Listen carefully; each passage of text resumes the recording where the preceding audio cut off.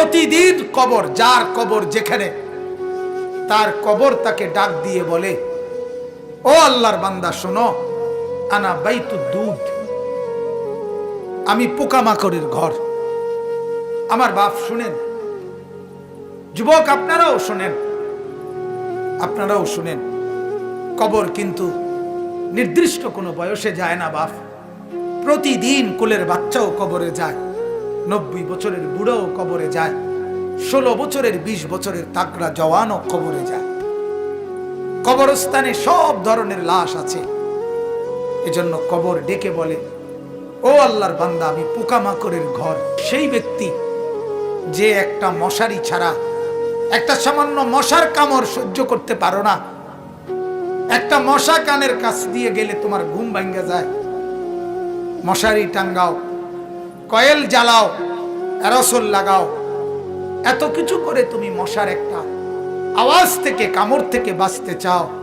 হায় আল্লাহর বান্দা, তো বছরের পর বছর, শত শত বছর কবরের মধ্যে এই পোকামাকড়ের ঘরে কেমনে থাকবে?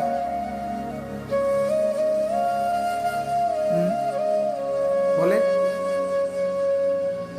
কবর প্রতিদিন বলে, আনা বাইতুল ওয়াহদা, ও আল্লাহর বান্দা, আমি কিন্তু একাকী ঘর, একাকী ঘর, কেউরে পাবা না, কেউরে না।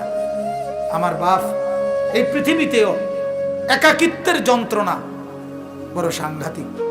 আপনার ঘরে যদি লক্ষ কোটি টাকারও মাল সামানা থাকে, খাদ্য খাবার, ফল ফলাদি সব আছে, সব আছে, শুধু স্ত্রী নাই, মা নাই, বাপ নাই, ছেলে নাই, মেয়ে নাই, কেউ নাই, আপনি শুধু একা।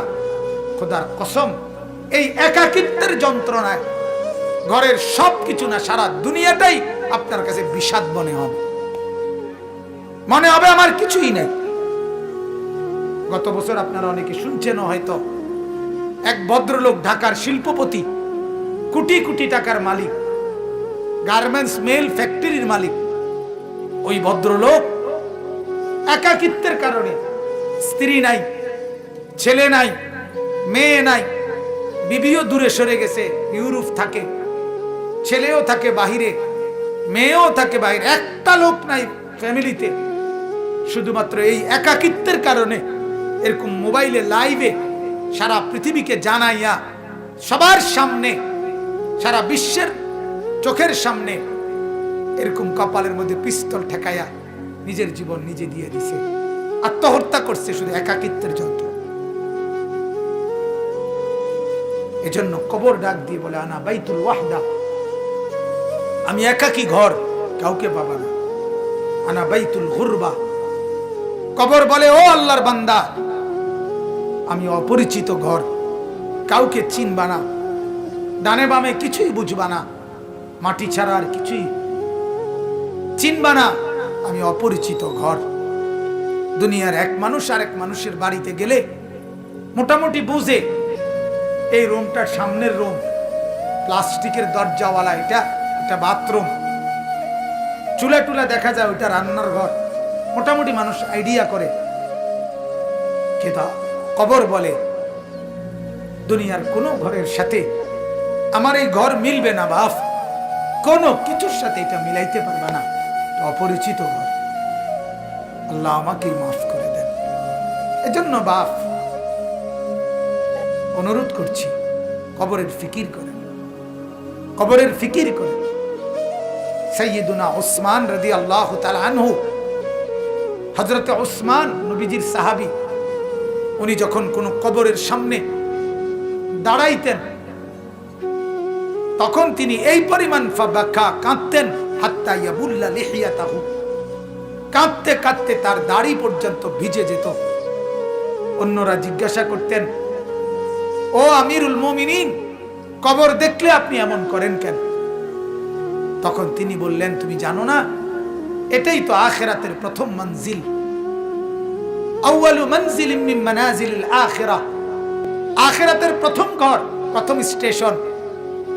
মান নাজা মিনহু, এখান থেকে যে মুক্তি পাবে সে তো বাকি সব ঘাটিতে মুক্তি পাবে, এখানে যে আটকায়া যাবে সে তো সব ঘাটিতে আটকায়া যাবে। এই জন্য কবর দেখলে আমার ভয় হয়, না জানি আমার কবরে কি হবে, না জানি আমার কবরে কি হবে। হযরত ওমর রাদিয়াল্লাহু তাআলা আনহু, হযরত ওমর আমরা কিতাবে পড়ছি, ইন্তেকালের পূর্ব মুহূর্তে ওনাকে বর্ষা ছুরি দিয়ে আঘাত করা হয়েছিল এক কাফের বেঈমানে, নামাজ অবস্থায়, ফজরের নামাজ পড়া অবস্থায়। ওনার এমন হালাত হয়েছিল, 3 দিন উনি মুখ দিয়ে কোনো খাবার দিলে এদিক দিয়ে বের হয়ে যাইত, ওষুধ পানি সবকিছু। এইভাবে ছুরি দিয়ে গাই দিছে ওনাকে 8-10টা। এরপরেও হযরত ওমর রাদিয়াল্লাহু তাআলা এই অবস্থায় মুমূর্ষ, তখন তিনি চকির মধ্যে, খাটিয়ার মধ্যে ওনাকে শোয়াইছে আর সবাই কাঁদতেছে। উনি তখন চোখের পানি ফেলে দিয়ে হযরত ওমর তার ছেলে আব্দুল্লাহকে বলছে, আব্দুল্লাহ, আমাকে তুমি চকির থেকে, খাটিয়ার থেকে মাটিতে নামাও, আমি কবরে যাব কিছুক্ষণের মধ্যে, আমারে মাটিতে নামাও, আমার গাল মাটির মধ্যে ঘষা লাগাও, দা খাদ্দি আলাল আরদ, আমার গাল মাটিতে রাখো, আমারে মাটিতে ফেলায় রাখো, আসা রব্বি আন ইয়ারহামানি, যেন আমার আল্লাহ একটু দয়া হয়, আল্লাহ যেন আমারে মাফ করে দেয়, যেন আল্লাহ বলতে না পারে, ওমর মরার সময়ও খাটে উঠতে রইছ, অহংকার করছিস, এটা যেন বলতে না পারে। এই ছিল সাহাবায়ে কেরামের ফিকির ভাইয়া, ফিকির। হ্যাঁ, হাদিসের মধ্যে আল্লাহর নবী সাল্লাল্লাহু আলাইহি ওয়াসাল্লাম বলছেন, কসম, হাদিস এটা, নবীজি বলেন, কোন নাফরমানের লাশ যখন কাঁধের মধ্যে করে কবরস্থানের দিকে নিয়ে যায়, এই পরিমাণ চিৎকার করে, এই পরিমাণ চিৎকার করে নাফরমান বলে, আল্লাহর দোহাই তোমাদের, আমার লাশ ওই কবরস্থানে নিও না, আমারে কবরে রাইখো না। আল্লাহর নবী সাল্লাল্লাহু আলাইহি সাল্লাম বলেন, মানুষ ব্যতীত আল্লাহর সব মাখলুক ওই চিৎকার শুনতে পায়, ওই চিৎকার শুনতে পায়। এই কবরে যাওয়ার আগে চিৎকার, লাশের চিৎকার। আল্লাহর নবী সাল্লাল্লাহু আলাইহি সাল্লাম বলেন, যদি ওই নাফরমানের চিৎকার তোমাদের কানে একবার শুনতা, তাহলে পৃথিবীর কোন মানুষ কোনদিন কারো লাশ খাটের মধ্যে কান্দে নিত না, কারণ যদি চিৎকার মারে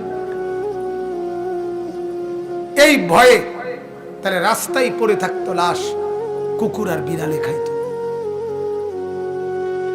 হাদিস আমার বাপ। অতএব কবরের ফিকির করে। আল্লাহর নবী সাল্লাল্লাহু আলাইহি ওয়াসাল্লাম মৃত্যু পর্যন্ত নবীজি নিজে নিজে, আল্লাহর নবী সাল্লাল্লাহু আলাইহি ওয়াসাল্লাম 5 ওয়াক্ত নামাজের পরে নবীজি যে কয়টা জিনিস থেকে পানাহ চাইতেন, আল্লাহর কাছে মুক্তি চাইতেন, তার মধ্যে একটা হলো কবরের আযাব। আল্লাহুম্মা ইন্নী আউযু বিকা মিন আযাবিল কবর, আল্লাহ কবরের আযাব থেকে বাঁচান, অমিন ফিতনাতিল কবর, কবরের মুসিবত থেকে বাঁচান। আল্লাহর নবী সাল্লাল্লাহু আলাইহি সাল্লাম বলেন, কোন নাফরমান যখন কবরে প্রশ্নের জবাব দিতে পারবে না, তখন আল্লাহ তাআলার পক্ষ থেকে বলা হবে, ফাআফরিশুহু মিনান নার ওয়ালবাসুহু মিনান নার ওয়াফতাহু লাহু বাবান ইলান নার। ও ফেরেশতারা, এই নাফরমানের কবরে জাহান্নামের বিছানা বিছায় দাও, জাহান্নামের পোশাক পরায় দাও, জাহান্নাম বরাবর দরজা খুলে দাও। কিয়ামত পর্যন্ত এভাবে জাহান্নামের আগুনের পোশাক আর বিছানার মধ্যেই ধাউ ধাউ করে জ্বলবে। আল্লাহর নবী সাল্লাল্লাহু আলাইহি সাল্লাম বলেন, নাফরমানের কবরে এমন একজন ফেরেশতাকে পাঠানো হবে, যেই ফেরেশতা আমা ওয়া আসাম্মু, অন্ধ এবং বধির, চোখেও দেখে না, কানেও শোনে না, লোহার একটা মুগুর দিয়ে একটা বাড়ি মারবে, 7 তবক জমিনের নিচে দেবে যাবে, আবার উঠবে, আবার মারবে। আর ওই নাফরমান কবরে চিৎকার করবে, ভীষণ কান্নাকাটি করবে, কিন্তু ওই ফেরেশতা তো চোখেও দেখে না, কানেও শোনে না, তোমার চিল্লানি শুনবে কি? আল্লাহ আমাকে মাফ করে দেন। এজন্য রাত গভীরে আপনাদেরকে বললাম ভাই, আমাকেও বললাম, উসিকুম ওয়া ইয়া, আপনাদেরকেও নসিহত করছি, আমাকেও। প্রত্যেকে কবরের প্রস্তুতি নেই। আল্লাহ তাআলা বলছে, বান্দা কি হলো? বান্দা হলোটা কি? মাটির উপরে একটা ঘর, সেটারে কত যত্ন করে সাজাইলা, কত দামি টাইলস, কত খাট পালং সোফা, ফার্নিচার, ফ্রিজ, এসি, দরজা জানালা, কত সুন্দর করে মাটির উপরের ঘর সাজাইলা। আহা বান্দা, তুমি কি জানো না মাটির নিচেও তো তোমার আরেকটা ঘর আছে, সে ঘরের নাম কবর। ওইটাকে সাজাইলা না কেন? ওই ঘর সাজাইলা না কেন? মাটির উপরের ঘর যদি সাজে খাট পালং আর সোফা দিয়ে, তো মাটির নিচের ঘর সাজে জিকির তাসবিহ তেলাওয়াত দিয়ে, আল্লাহ তাআলার গোলামি দিয়ে, সেজদা দিয়ে, নামাজ দিয়ে, হালাল ভক্ষণ করে কবরের ঘর সাজাইতে হয়। নেক আমলের পুঁজি নিয়ে যদি কবর সাজান, তো কবরটাকেই আল্লাহ তাআলা ফেরেশতাকে বলবে, ফাআফরিশুহু মিনাল জান্নাহ ওয়ালবাসুহু মিনাল জান্নাহ, আমার বান্দার কবরকে জান্নাতের বিছানা বিছায়া দাও, জান্নাতের পোশাক পরায়া দাও, জান্নাত বরাবর দরজা খুলে দাও, কবরটা চতুর্দিকে 70 হাত প্রশস্ত করে দাও। এরপরে এভাবে করার পরে নেককারের কাছে সুন্দর হাসানুল ওয়াজ, সুন্দর চেহারার আকৃতির এক নওজোয়ান আসবে। তখন কবর ব্যক্তি বলবে, আমি তো আপনাকে চিনলাম না। তখন সে বলবে, আনা আমালুকা সালিহ, আমি তোমার সারা জিন্দেগীর নেক আমল। আজ প্রস্তুতি নাও, জান্নাতে তোমার বন্ধুদের সাথে, জান্নাতের মেহমানদের সাথে, তোমার আত্মীয়দের সাথে মিলিত হবে। এটার খুশখবরই আমি তোমাকে দিতে আসছি। হাদিসে আছে, আল্লাহর নবী বলেন, তখন নেককার কবরবাসী বলবে আল্লাহর কাছে, ইয়া রাব্বি আকিমিস সাআ হাত্তা ইয়ারজিআ ইলা আহলি, আল্লাহ আরে জলদি কিয়ামত শুরু করে দেন, আমি আমার পরিবারের কাছে ফিরে যেতে চাই। মানে জান্নাতে যেতে চাই, জান্নাতে যেতে চাই। এজন্য কবরকে ভয় করেন। আপনি আমি প্রতিদিন দেখতেছি, প্রতিদিন মানুষ কবরে যায়, যায় কিনা বাপ? ওরা কেউ মরতে চায় নাই, কিন্তু মৃত্যু তাদের কাউকে রাখে নাই। কেউ মরতে চায় না, কেউ না। একেবারে 120 বছরের বুড়ো মানুষটাকেও, 120 বছরের বুড়ো মিয়া, তারেও মানুষ ডাক্তার দেখায়, তারেও হসপিটালে ভর্তি করায়, তারেও তো চেষ্টা করে আমার 120 বছরের দাদা যেন না মরে, আমার 120 বছরের বাপ যেন না মরে। তিনিও মরতে চান না, কিন্তু কবর ডাক দিয়ে বলে, আমি কাউকে থাকতে দেই না। দুনিয়া বলে, মাটি বলে, আরে বন্ধু মরতে তো কেউই চায় নাই, আমি তো কাউকে থাকতে দেই নাই। ফেরাউন তো মরতে চায় নাই, নমরুদ তো মরতে চায় নাই, সাদ্দাদ আর কারুন তো মরতে চায় নাই, কিন্তু মৃত্যু তো তাকে ছাড়ে নাই। ছাড়ছে কিনা ভাইয়া? নওজোয়ান, কি রঙের গুড্ডি উড়াইতেছো বাপ? কি রঙের ঘুড়ি উড়াচ্ছ? এভাবে ভুলে গেলা কবর। অথচ তোমার সামনে মানুষ অ্যাক্সিডেন্ট হয়, জলজ্জন্ত মানুষ মরে যায়। ওই যে রাস্তায় এখনো শুনলাম, হ্যাঁ, ছোট্ট বাচ্চা সহ মরে গেছে। এই তো আমাদের চান্দিনা রাস্তায়। আমার মাদ্রাসার হাফেজ সাহেব, আমার মাদ্রাসার উস্তাদ এখনো আছে, হাফেজ মামুন, তার বাবা, তার মা, তার 4 বছরের বোন ঢাকা থেকে আসতেছে। নরসিংদী গাড়ি ডিস্ট্রিক্টের সাথে লাগছে। মার কোলের থেকে বাপ কোলের ওই 4 বছরের মেয়েটারে নিজের কোলে লইছে, লইয়া জড়াইয়া ধরছে। এই সময় একটু পরেই এই ট্রাকে বাড়ি খেয়া বাপও মারা গেছে, কোলের বাচ্চাটাও মারা গেছে। মা বাইচে গেছে। আমার কাছে মনে হয়েছে যেন মা তার স্বামীর কোলে দিয়ে বলছে, ধরো তোমার বাচ্চাটাকে নিয়ে যাও তোমার সাথে। তাই রে বাপ, বলেন না, ছেলেদেরকে কে বুঝাবে?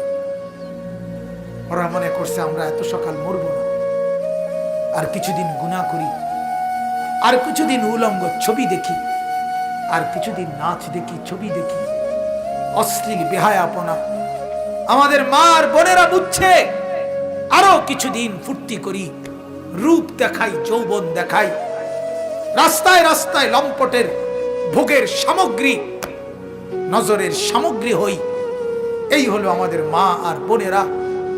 টেলিভিশন ভুলায় দিছে ওদেরকে আখেরাত, কবর, নর্তকীর নাচ, উলঙ্গ ছবি, গান, বাদ্য, নাটক, সিনেমা, নাচ, গান, ফুর্তি ভুলায় দিছে, ভুলায় দিছে।